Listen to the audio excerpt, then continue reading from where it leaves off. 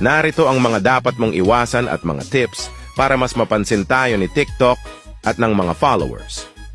Una, hindi tinatapos ang video. Kung nag-scroll ka lang ng scroll, nagli-like or comment tapos skip agad, hindi ka bibigyan ni TikTok ng boost. Dapat tapusin ang video para makita ng algorithm na tunay kang engaged. Remember, mas mahal ni TikTok ang mga users na totoong nanonood. Dalawang, hindi nagfo-follow sa kapwa affiliate. Ang pag-follow sa iba ay may positibong epekto sa TikTok.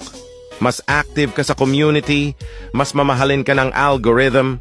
Pero kung nagfo-follow ka lang, tapos nag-unfollow agad, kasi hindi ka pina-follow back, mali yan. Bad effect yan kay TikTok at imo-monitor niya ang negative behavior. Keep it positive and genuine. Tatlo, ang pag-comment.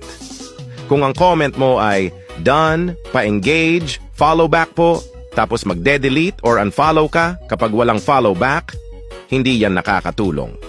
Mas okay ang mga comments na related sa video or kahit simpleng proper engagement is key. Okay na yon. TikTok appreciates meaningful engagement kaya mag-effort tayong mag-comment ng maayos. 4.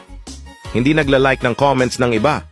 Ang simpleng pag-like ng comments ng iba, lalo na kapag